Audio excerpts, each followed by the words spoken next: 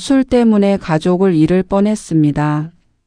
저는 올해로 68이 되었습니다. 지금 이 순간 저는 알코올 중독 치료센터 강단에 서 있죠. 눈앞에는 저처럼 바닥을 친 30명의 환자들이 앉아 있습니다. 그들의 눈빛이 15년 전 제 모습과 똑같아요. 절망, 분노, 그리고 아주 작은 희망이 뒤섞여 있죠. 여러분, 제 이야기를 들려드리겠습니다. 목소리가 떨렸습니다. 아무리 여러 번 들려준 이야기라도 그날의 기억은 여전히 제 가슴을 아프게 하거든요. 15년 전 제 7살 딸이 저를 보고 이렇게 물었습니다. 잠시 숨을 고르고 말을 이었죠. 엄마, 저 아저씨 누구야? 강의실이 조용해졌습니다. 누군가 헛기침을 했고 또 누군가는 고개를 떨구었어요. 그들도 알고 있었습니다. 그 질문이 얼마나 잔인한지를요. 1994년 봄, 저는 36의 패기 넘치는 회사원이었습니다. 중견기업 영업부 과장. 월급은 적지 않았고 실적은 늘 상위권이었죠. 회사에서는 에이스라고 불렸습니다. 김 과장, 이번 프로젝트도 자네가 맡아줘야겠어. 부장님의 신임이 두터웠어요. 동료들도 저를 인정했죠. 집에는 예쁜 아내와 2아이가 있었습니다. 큰아들은 8살, 둘째 딸은 5살이었어요. 아빠 최고. 퇴근하면 아이들이 달려와 안겼습니다. 아내는 따뜻한 밥상을 차려놓고 기다렸죠. 여보, 오늘도 수고했어요. 그때만 해도 저는 행복한 가장이었습니다. 아니, 그렇게 보였을 뿐이었죠. 진짜 문제는 회식 문화였습니다. 김 과장, 오늘 신입사원 환영회야. 분위기 좀 띄워줘. 일주일에 3-4번은 기본이었어요. 저는 분위기 메이커였습니다. 폭탄주 제조 전문가였고 2차, 3차까지 이어지는 술자리의 중심이었죠. 김 과장, 원샷. 받아라. 러브샷. 새벽 2, 3시에 집에 들어가는 게 일상이 되었습니다. 아내가 걱정스럽게 물었어요. 여보, 술 좀 줄여요. 건강 상할까봐 걱정돼요.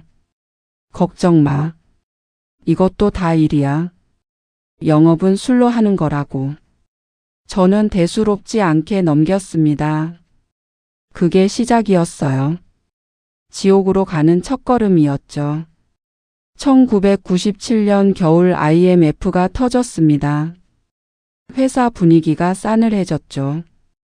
구조조정 이야기가 돌기 시작했어요.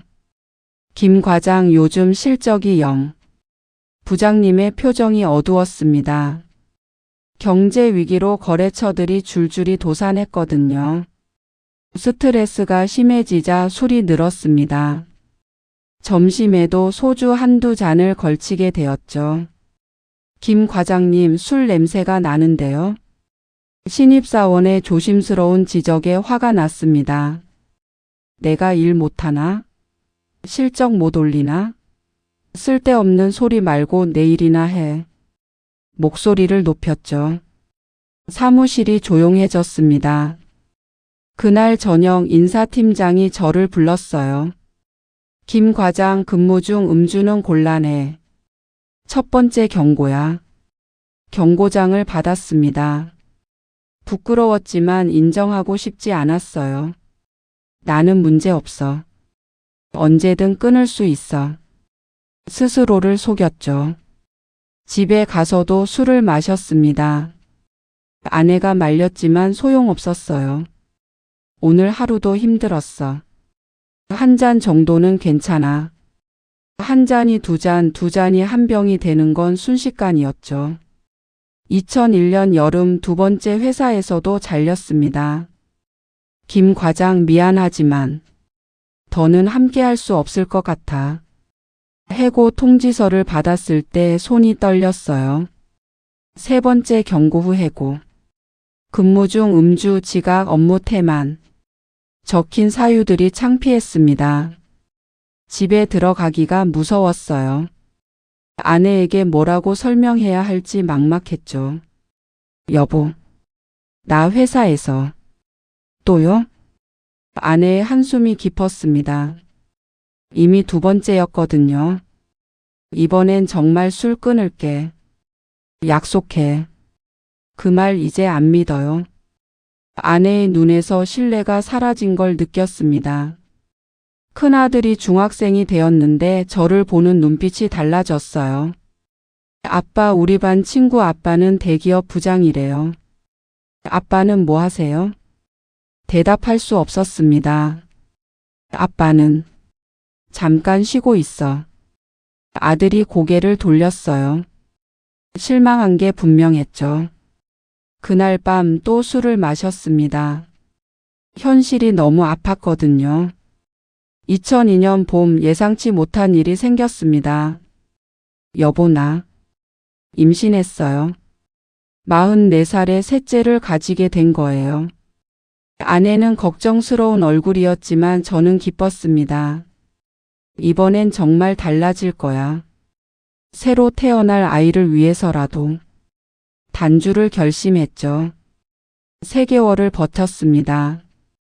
새 직장도 구했어요. 작은 회사였지만 정직하게 일했죠. 2002년 12월 막내딸이 태어났습니다. 아빠 닮아서 예쁘네요. 아내가 웃었어요. 오랜만에 보는 미소였죠. 하지만 행복은 오래가지 못했습니다. 회사가 부도났거든요. 죄송합니다. 우리도 먹고 살기 힘들어서. 석 달치 월급도 못 받고 나왔습니다.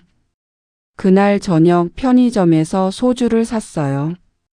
오늘 하루만, 정말 하루만. 다시 시작된 술은 멈출 수 없었습니다. 2005년 저는 완전한 알코올 중독자가 되었습니다. 아침에 일어나면 손이 떨렸어요. 해장술을 마셔야 진정이 됐죠.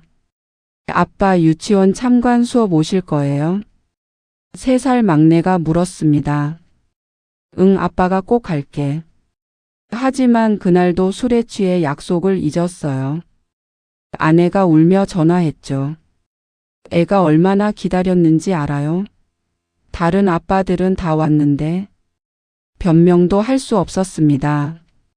일자리를 구하러 나가는 척하고 공원에서 술을 마셨어요. 주민센터에서 하는 일용직도 술 때문에 잘렸죠. 김 선생, 술 냄새 때문에 민원이 들어와. 더는 못 쓰겠어. 더 이상 갈 곳이 없었습니다. 아내가 가족의 생계를 책임졌어요. 새벽 4시 김밥집 준비. 오전 9시 마트 계산. 오후 2시 식당 서빙. 저녁 7시 편의점 야간 알바. 하루에 4곳을 뛰어다녔습니다. 엄마, 많이 피곤해 보여요. 큰아들이 걱정했지만 아내는 웃기만 했죠. 괜찮아. 엄마는 튼튼하거든. 하지만 저는 알고 있었어요. 밤마다 화장실에서 우는 소리를요. 2008년 7월 24일 그날을 잊을 수 없습니다. 기록적인 폭우가 쏟아졌어요. 우리가 살던 반지하 월세방에 물이 들어오기 시작했죠. 여보, 물이야. 물. 아내가 소리쳤지만 저는 취해서 일어날 수도 없었습니다. 콰르릉. 천장이 무너졌어요. 폭포처럼 쏟아지는 물에 모든 가재도구가 떠내려갔죠. 아빠, 일어나요. 아빠. 16살 큰아들이 저를 끌어냈습니다. 가까스로 밖으로 나왔을 때 우리에게 남은 건 아무것도 없었어요. 옷, 이불, 아이들 교과서, 사진첩. 모든 게 물에 잠겼죠. 이재민 대피소에서 하룻밤을 보냈습니다. 6살 막내가 제 옆에 왔어요. 아빠, 우리 집 없어졌어요? 아빠는 왜 엄마처럼 일 안 해요? 순진한 질문이 비수처럼 박혔습니다. 옆에서 아내가 막내를 안아주며 말했죠. 아빠는 아파서 그래. 막내가 고개를 갸웃거렸어요. 어디가 아픈데? 병원 가야 해요? 그 말에 아무도 대답하지 못했습니다. 결국 우리는 6평 단칸방으로 이사했습니다. 보증금 300만 원, 월세 25만 원. 아내가 없는 돈을 빌리고 빌려 겨우 구한 방이었죠. 네 식구가 한 방에서 생활했어요. 엄마, 친구들 집에 못 데려와요? 13살 둘째가 물었습니다. 미안해. 조금만 참자. 큰아들은 고3이 되었는데 공부할 공간도 없었어요. 나 독서실 가서 공부할게. 매일 동네 독서실에서 밤늦게까지 공부했죠. 저는 구석에 웅크리고 앉아 소주를 마셨습니다. 아내가 벌어온 돈으로요. 어느 날 아내가 쓰러졌습니다. 엄마. 과로였어요. 병원에 실려갔는데 의사가 심각하게 말했죠. 이대로면 큰일 납니다. 절대 안정이 필요해요. 하지만 아내는 다음 날 다시 일하러 나갔습니다. 내가 안 하면 애들이 굶어요. 그런 아내를 보면서도 저는 술을 놓을 수 없었어요. 손이 떨리고 환청이 들리고 온몸이 아팠거든요. 아빠, 엄마 좀 도와줘요. 둘째가 울며 말했지만 저는 외면했습니다. 부끄러워서 눈도 마주칠 수 없었어요. 2009년 봄 저는 3일 동안 집에 들어가지 않았습니다. 공원에서 찜질방에서 길거리에서 술을 마시며 떠돌았죠. 집에 들어갈 용기가 없었어요. 경찰이 저를 집으로 데려다 줬습니다. 여기 사시는 분 맞죠? 문이 열리고 아내와 아이들이 나왔어요. 그때였습니다. 7살 막내가 엄마 뒤로 숨으며 물었죠.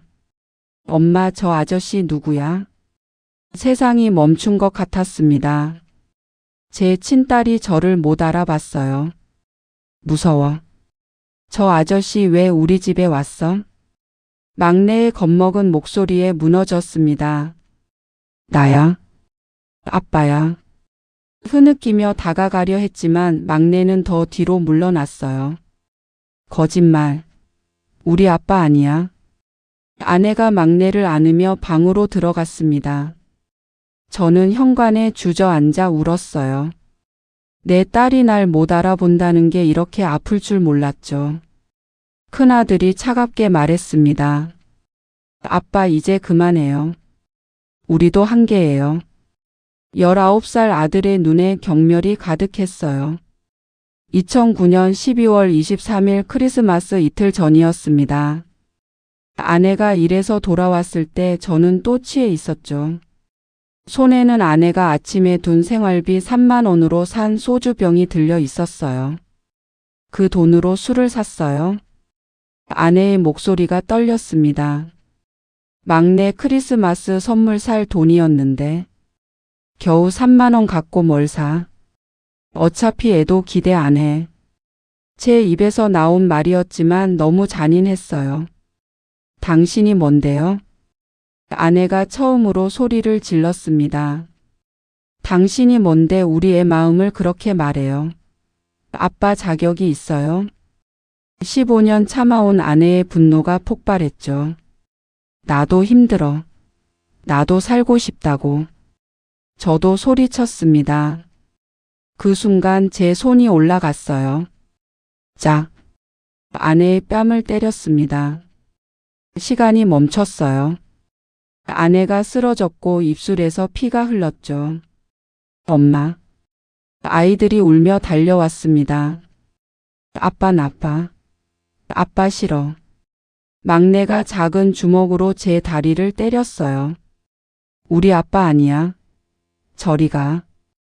7살 딸의 증오 어린 눈빛이 제 영혼을 찢었습니다. 큰아들이 저를 밀쳤어요. 나가요. 당장 나가. 저는 비틀거리며 집을 나왔습니다. 뒤에서 문 잠그는 소리가 들렸죠. 완전히 버려진 기분이었습니다. 집을 나온 후 이틀 동안 공원 벤치에서 잤습니다. 12월 추위가 뼈를 파고들었어요. 소주도 떨어졌고 돈도 없었죠. 손이 미친 듯이 떨렸습니다. 이렇게 죽는구나. 체념하고 있을 때 휴대폰이 울렸어요. 여보세요? 아내였습니다. 병원에 가세요. 차가운 목소리였어요. 안 그러면 이혼할 거예요. 아이들 아빠 없이 키울게요. 마지막 기회예요. 딱 한 번. 전화가 끊겼습니다. 저는 공원 화장실 거울을 봤어요. 노숙자 같은 제 모습이 보였죠. 캥한 눈, 더러운 수염, 악취 나는 옷. 이게 나라고? 이게 두 아이의 아빠라고? 거울 속 괴물을 보며 처음으로 인정했습니다. 나는 알코올 중독자다. 도움이 필요하다. 더 늦으면 정말 끝이다. 떨리는 손으로 전화를 걸었어요. 한국중독관리센터입니다. 저 도움이 필요합니다. 제발. 울음이 터졌습니다. 국립정신병원 알코올 병동. 입원 수속을 받는 동안 수치심이 밀려왔어요. 음주 기간은요? 15년. 아니 20년 정도요. 하루 음주량은? 소주 23병. 많을 땐 5병도. 간호사의 표정이 심각했습니다. 금단 증상이 심할 겁니다. 각오하셔야 해요. 첫날 밤 지옥이 시작됐어요. 온몸이 불타는 것 같았고 벌레가 기어다니는 환각이 보였죠. 으악! 비명을 질렀습니다. 간호사가 달려와 진정제를 놨어요. 견디세요. 3일만 버티면 나아집니다. 3일이 3년 같았습니다. 구토, 설사, 발작. 죽고 싶을 만큼 고통스러웠어요. 일주일 후 겨우 정신이 돌아왔습니다. 주치의 선생님이 오셨어요. 김 환자님, 간 수치가 심각합니다. 알코올성 간경변 초기예요. 지금 끊지 못하면 5년 안에 죽습니다. 죽음. 그 단어가 현실로 다가왔어요. 가족이 있으시죠? 네. 아내와 아이 셋이요. 그들을 위해서라도 꼭 이겨내세요. 이번 2주차 단주 모임에 참석했습니다. 원형으로 둘러앉은 10명의 환자들. 다들 저처럼 바닥을 친 사람들이었어요. 저는 의사였습니다. 40대 남자가 말문을 열었죠. 수술 중 손이 떨려서 의료사고를 냈어요. 면허 취소됐죠. 다음은 50대 여성이었습니다. 전 교사였어요. 수업 중 취해서 쓰러졌죠. 아이들이 보는 앞에서. CEO, 판사, 목사. 다양한 직업이지만 모두 술 앞에서 무너진 사람들이었어요. 제 차례가 왔습니다. 저는 평범한 가장이었습니다. 말이 나오지 않았어요. 7살 딸이 저를 못 알아봤어요. 아저씨라고. 울음이 터졌습니다. 누군가 제 어깨를 두드렸어요. 괜찮아요. 우리 모두 그랬으니까. 처음으로 위로받는 기분이었습니다. 혼자가 아니라는 걸 알게 됐죠. 입원 3개월 후 첫 가족 면회가 허락됐습니다. 떨리는 마음으로 면회실에서 기다렸어요. 문이 열리고 아내와 아이들이 들어왔죠. 막내가 제일 먼저 들어왔는데 아빠? 조심스럽게 불렀어요. 저를 알아봤습니다. 그래 아빠야. 우리 막내. 다가가려 했지만 망설였죠. 막내가 먼저 한 발짝 다가왔어요. 아빠 이제 안 아파요?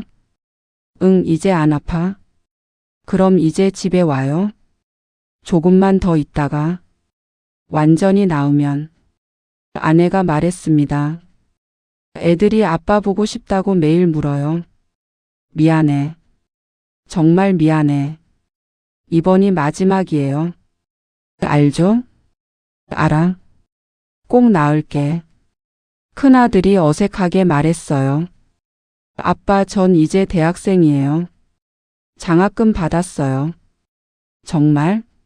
우리 아들 대단하네. 아빠도. 빨리 나으세요. 면회 시간 30분이 너무 짧았습니다. 가족들이 돌아간 후 저는 더 강한 의지를 다졌죠. 꼭 나아야 해. 저 아이들을 위해서라도. 6개월 후 드디어 퇴원했습니다. 집 앞에서 한참을 망설였어요. 잘할 수 있을까? 문이 열리고 막내가 뛰어나왔습니다. 아빠다. 아빠 왔어. 안아달라고 두 팔을 벌렸어요. 꼭 안아주었죠. 따뜻했습니다. 아내가 조용히 말했어요. 어서 와요. 밥 차려놨어요. 오랜만에 가족 식사. 어색했지만 행복했습니다. 다음 날 일자리를 찾아 나섰어요. 작은 인쇄소에서 일자리를 구했죠. 혹시 술? 사장님이 조심스럽게 물었습니다. 6개월째 끊고 있습니다. 앞으로도 절대 안 합니다. 믿어보죠. 성실하게만 일해주면 돼요. 월급은 적었지만 정직하게 벌었습니다. 매일 저녁 AA 단주 모임에 참석했어요. 오늘 하루도 술 없이 보냈습니다. 작은 성취였지만 자랑스러웠죠. 단주 1년이 되던 날 가족들이 축하해 줬습니다. 아빠 축하해요. 막내가 직접 그린 카드를 줬어요. 아빠 사랑해요. 술 끊어줘서 고마워요. 눈물이 났습니다. 큰아들이 말했죠. 아빠, 제 친구들한테 아빠 자랑했어요. 뭘 자랑했는데? 아빠가 얼마나 강한 사람인지. 중독을 이겨냈다고. 아들의 인정이 힘이 됐습니다. 아내도 조금씩 마음을 열었어요. 여보, 고마워요. 포기하지 않아줘서. 내가 고마워. 날 버리지 않아줘서. 우리는 다시 부부가 되어가고 있었습니다. 직장에서도 인정받기 시작했어요. 김 선생, 이번에 주임 승진이야. 작은 승진이었지만 기뻤습니다. 떳떳하게 번 돈으로 가족을 부양한다는 게 자랑스러웠죠. 막내가 고등학생이 되었습니다. 아빠, 진로 상담하는데 같이 가줄래요? 17살 딸의 부탁이 기뻤어요. 학교에 가는 길 딸이 말했죠. 아빠, 전 사회복지사가 되고 싶어요. 왜? 아빠처럼 힘든 사람들을 돕고 싶어요. 가슴이 뭉클했습니다. 아빠 때문에 힘들었을 텐데. 힘들었죠. 하지만 아빠가 이겨내는 걸 봤어요. 딸이 제 팔을 잡았어요. 그게 제일 큰 교육이었어요. 포기하지 않는 것. 선생님 앞에서 딸이 자랑스럽게 말했죠. 우리 아빠는 알코올 중독을 이겨낸 영웅이에요. 부끄럽지 않았습니다. 자랑스러웠어요. 2024년 봄 막내가 결혼합니다. 아빠, 버진로드 같이 걸어줄 거죠? 당연하지. 예비 사위가 인사를 왔어요. 아버님 잘 부탁드립니다. 우리 딸 잘 부탁해. 평범한 대화였지만 15년 전엔 상상도 못했던 일이었죠. 결혼식 전날 딸이 편지를 줬습니다. 아빠께. 어릴 때 아빠를 못 알아봤던 기억이 있어요. 그때 아빠 표정을 잊을 수 없어요. 그 후로 아빠는 완전히 달라졌죠. 매일 단주 모임 가시고 성실하게 일하시고 우리 가족을 지켜주셨어요. 아빠, 포기하지 않아줘서 고마워요. 덕분에 전 행복한 어른이 되었어요. 사랑해요, 영원한 내 영웅. 막내 딸 올림. 눈물을 참을 수 없었습니다. 결혼식 후 아내와 단둘이 여행을 갔습니다. 30년 만에 첫 여행이었죠. 여보 고마워. 바닷가를 걸으며 아내가 말했어요. 뭐가? 다시 돌아와 줘서. 우리 곁으로. 내가 더 고마워. 날 버리지 않아 줘서. 아내가 제 손을 잡았습니다. 사실 너무 힘들었어요. 포기하고 싶었죠. 알아. 하지만 당신을 미워할 수 없었어요. 병든 사람을 어떻게 미워해요? 아내의 눈에 눈물이 고였어요. 이제 다 지났어요. 우리 잘 이겨냈잖아요. 그래, 이겨냈네. 석양을 보며 서로를 안았습니다. 진정한 화해였죠. 지금 이 순간 저는 다시 강단에 섰습니다. 15년째 단주 중입니다. 하지만 매일이 전쟁이에요. 환자들이 놀란 눈으로 봅니다. 15년이나 됐는데도요? 네, 중독은 완치가 없어요. 평생 관리해야 합니다. 하지만 두렵지 않다고 말했죠. 왜냐하면 제겐 가족이 있고 동료들이 있으니까요. 오늘도 제 휴대폰엔 AA 동료들의 메시지가 옵니다. 오늘 하루도 파이팅. 함께 이겨내요. 저도 답장을 보냅니다. 오늘도 이겼습니다. 내일도 이길 겁니다. 집에 돌아가면 아내가 따뜻한 밥을 차려놓고 기다립니다. 수고했어요. 당신도 수고했어. 큰아들은 이제 부장이 되었고 둘째는 의사가 되었어요. 막내는 정말로 사회복지사가 되어 중독자 가족을 돕고 있죠. 아빠 오늘 상담한 분이 아빠 이야기 듣고 희망을 가지셨대요. 이게 제 삶의 의미입니다. 넘어졌지만 일어섰고 무너졌지만 다시 세웠고 죽을 뻔했지만 살아났습니다.